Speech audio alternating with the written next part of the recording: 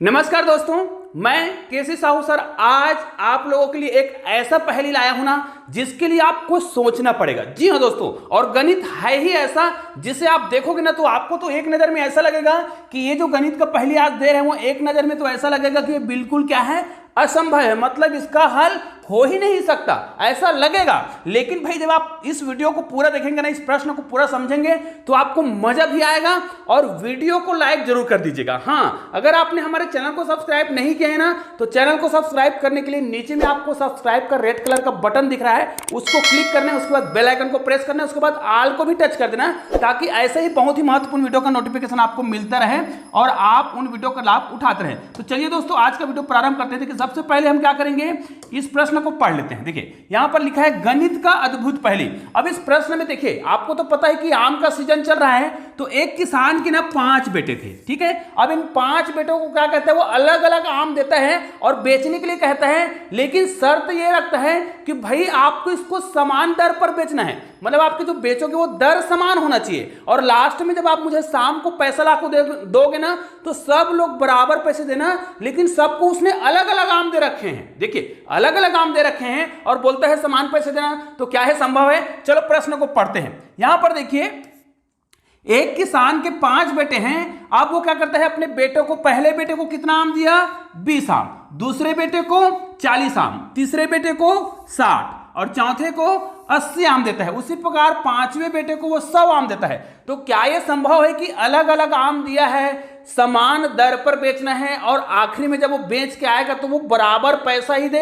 ये कैसे संभव हो सकता है? तो ये लिखा हुआ है और कहता है कि तुम लोग अपने हिस्से का जो आम है बाजार ले जाकर समान दर से बेचना है।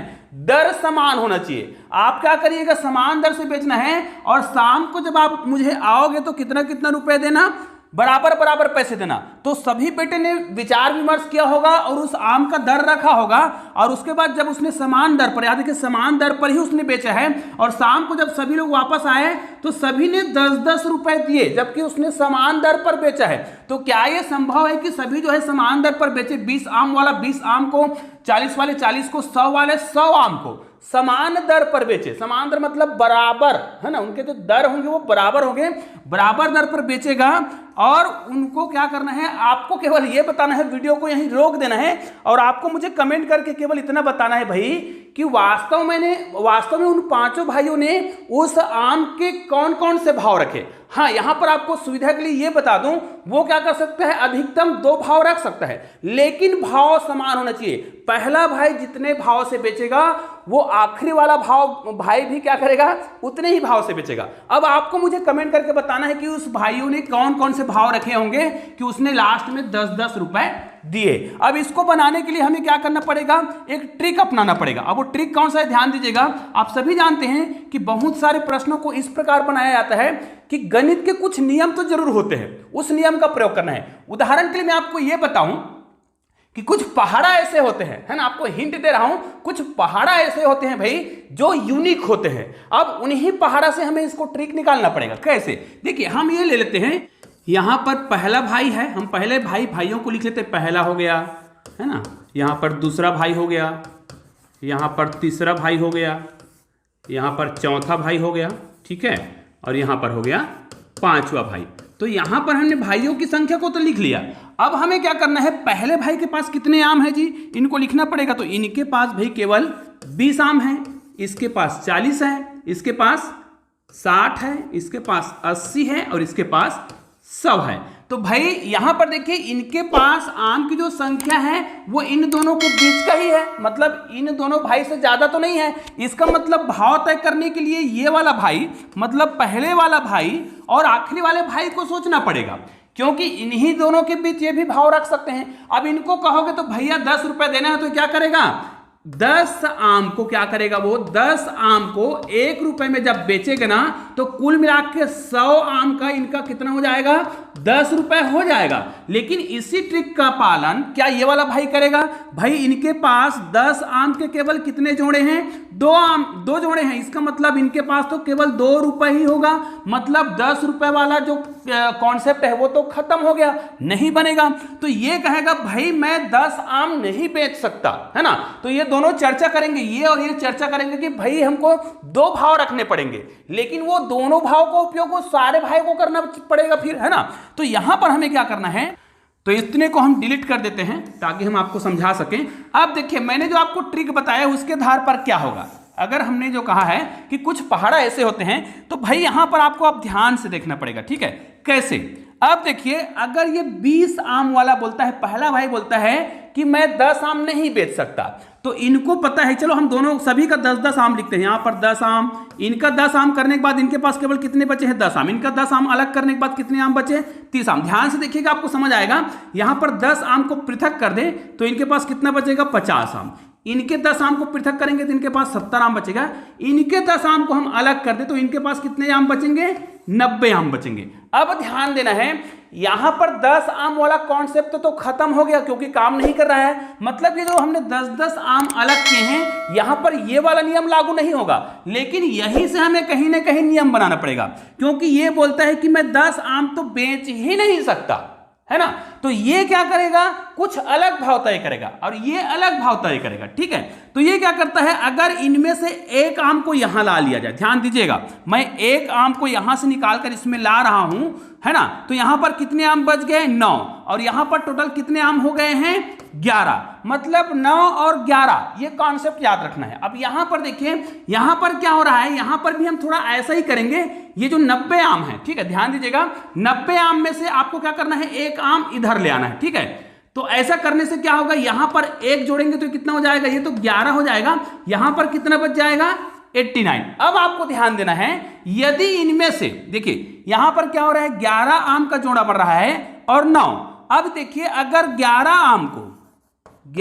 आम को यदि कितने रुपए में बेचा जाए, 1 रुपए में बेचा जाए, ठीक है। 11 आम को 1 रुपए में बेचा जाए तो 11 आम के जोड़े इनके पास कितने बनेंगे, ध्यान दीजिए। इसको अगर हम भाग दें 11 से तो 11 8 88, ध्यान दीजिए 11 8 88 होता है, और यहां पर एक आम और बच रहा है, और जबकि यहां पर 11 का एक और जोड़ा है। इसका मतलब यह है इनके पास, अगर मैं कहूं, इनको मैं थोड़ा सा आपको समझा देता हूं, इनके पास आखिरी वाले भाई के पास कितना जोड़ा बन रहा है, भाई ध्यान दीजिएगा, इनके पास ना 11 आम के कितने, 11 आम के कितने जोड़े बनेंगे, 9 बनेंगे, 11 × 99, और एक आम शेष बचेगा। ये देखिए एक आम शेष बचेगा। अब देखिए 11 आम के 9 रुपए, यहां पर क्या किया जा रहा है, 11 आम को 1 रुपए में बेचना है। देखिए 11 आम को यदि 1 रुपए में बेचा जाए तो इनके पास भी 11 आम है जिसको 1 रुपए में बेचेगा, और इनके पास 9 आम शेष बच रहे हैं। इनके पास 11 × 99 हो रहा है, जिसको हम क्या करेंगे, 1 रुपए में बेचेंगे ना, तो 11 × 99 मतलब 9 रुपए हो रहा है, और एक आम शेष बच रहा है। इस एक आम को पुनः 1 रुपए में यदि बेच दिया जाए, और इसके जो 9 आम बचे हुए हैं उसको अगर 1 रुपए में बेच दिया जाए, तो देखिए 11 आम के 1 रुपए, और यहां पर 9 आम के कितने रुपए हो जाएंगे जी, यहां पर कितने रुपए होंगे, यहां पर 9 रुपए होंगे, ठीक है। तो इनके पास तो टोटल कितने हो गए, देखिए 11 और 9 20 आम तो हो ही रहे हैं, 20 आम बिक गए इनके, और कितने आम, 9 और 1 10 आम हो गए, 10 रुपए हो गए। मतलब इनका तो क्लियर हो गया। यहां पर भी देख लेते हैं, इनको ध्यान से देखिए, यहां पर देखिए 9 और 1 कितना रुपए, ये 10 रुपए तो इनके भी हो रहे हैं, और 11 × 99 है ना, 11 × 99 आम और 1 तो कितना हो गया, यहां पर भी 100 आम हो रहे हैं। तो इन दोनों का तो क्लियर हो गया कि इसने समान भाव में बेचे हैं। लेकिन बीच वाले का क्या होगा भाई, तो बीच वाले का भी सोच लेते हैं। चलो बीच वाले का हम यहां पर डिलीट कर देते हैं, इतने को डिलीट कर देते हैं, और बीच वाले का भी आपको समझा रहे हैं कि वास्तव में इनका भी भाव बिल्कुल सही रहेगा। शुरू और आखिरी का तो हमको समझ आ गया कि ये क्या करता है, ध्यान दीजिएगा, ये जो है 1 रुपए में 11 आम बेचता है, और बाकी के जो 9 आम हैं उसको 9 रुपए में एक आम बेचता है, मतलब ये 9 आम हो गए, ठीक है। तो टोटल इनका तो समझ आ गया। तो इनका क्या होगा भाई, इनके पास तो 40 आम है, तो ये क्या करेगा, 33 आम, देखिए 33 आम है, 33 आम को कितने रुपए में बेचेगा, वो 3 रुपए में बेचेगा। बाकी जो 7 आम बच गए, ध्यान दीजिए 7 आम बच गए, उसको वो 7 रुपए में बेचेगा। क्यों, यहां पर 11 आम के कितने, 1 रुपए, तो इसको अगर आप 11 से भाग देंगे ना, ध्यान दीजिएगा, इसको आप 11 से भाग देंगे तो 3 आएगा, तो 11 × 33 ₹3 होगा, है ना। और ये कितने रुपए होंगे? ₹7 होंगे। इनको आप जोड़ेंगे तो कितना आम हो गया? 40 आम होगा और ₹10। बिल्कुल सही हो रहा है। यहां पर देखिए, अब इसको कैसे करेंगे? ये क्या करेगा? 55, 11 पंचे 55, 55 आम को क्या करेगा? ₹5 में बेचेगा और बाकी के जो 5 आम बच गए हैं उसको ₹1 में बेचेगा। तो 55 और 5 कितना हो गया? 60 हो गया। और यहां पर देखिए 5 और यहां पर भी कितना होगा? ₹5 ही होगा। तो 5 और 5 ₹10 हो गया। ये भी समझ आ गया। चलिए आखिरी की बात करते हैं, चौथे भाई की बात करते हैं। अब इसको मैं पूरा क्लियर कर देता हूं ताकि आपको समझा सकूं। चौथे भाई के पास 80 आम थे। अब 80 आम से क्या करेगा? 11 सत्ते 77, मतलब 77 आम को अगर हम 11 में भाग दें तो कितना आएगा? 7, है ना, क्योंकि 11 आम के ₹1। तो 77 आम के यहां पर कितने रुपए हो जाएंगे? ₹7। तो इनके पास कितने आम बच रहे हैं? 80 में 77 घटाएंगे, कितना बचेगा? 3 आम। और हमको पता है कि एक आम के ₹1, 2 भाव होता है कितना? तो एक आम के ₹1 मतलब यहां पर कितने रुपए हो गए? ₹3। तो 7 और 3 कितने रुपए हो गए? ₹10। और 77 में 3 जोड़ेंगे तो कितना हो जाएगा?